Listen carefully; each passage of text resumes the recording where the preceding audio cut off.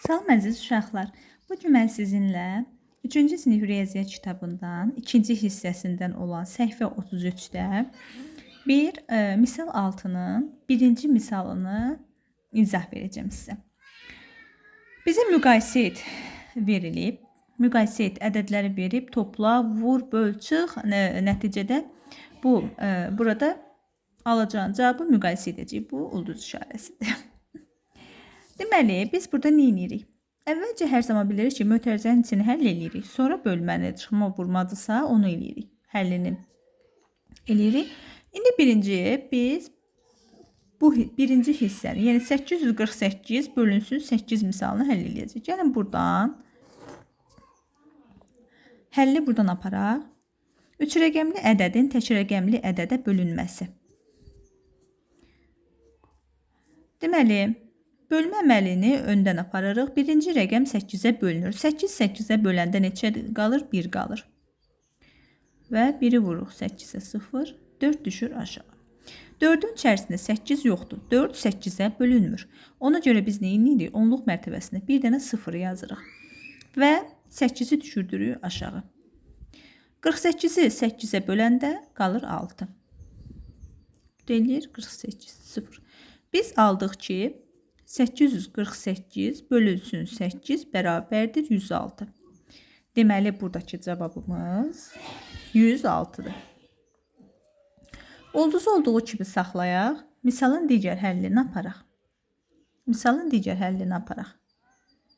Deməli, misalın digəri nədir? 218 üstəgəl 170. Əvvəlcə dedim, axı mötərizənin içini həll edirik. Biz götürüb 218-i 2-yə böl, sonra 170-ə böl eləmirik. İşimizi asanlaşdırırıq. Mötərizənin içərisini həll edirik.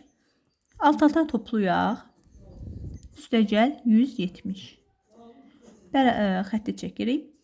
8-in üstünə 0 gələndə eləyir 8. 1-in üstünə 7 gələndə eləyir 8. 2-nin üstünə 1 gələndə eləyir 3. Elədi 388. Mötərizəmizin içi oldu 388 bölünsün. Buradakı 2. Sonra 106-nı düşürdürük olduğu kimi aşağı. 106-da bölmə, çıxma, toplama heç nə olmadığı üçün olduğu kimi düşür aşağı. Ulduz işarəsinin yerinə böyük və ya kiçik işarəsi qoyacağıq. Və 388-i bölürük 2-yə. 388 3 rəqəmli ədədin tək rəqəmli ədədə bölünməsi mövzusu. 3-ün içərisində 2 bir dəfədə. Vururuq 2-ni 1-ə, eləyir 2. 3-dən 2 çıxdıq, 1 qalır. 1 2-yə bölünmür. 8-i gətirib qoyuruq aşağı. 18-in içində 2 düşəcək 9 dəfə. 2 9-un eləyir 18.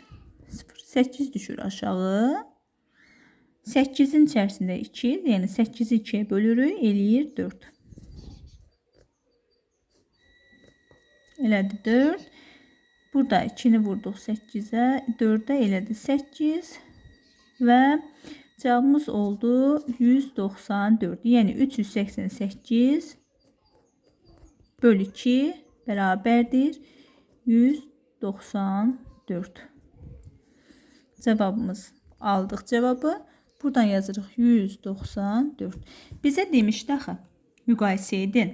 Bu birinci hissəni ikinci hissə ilə müqayisə eləyəcəkdik. Biz cavabı tapdıq.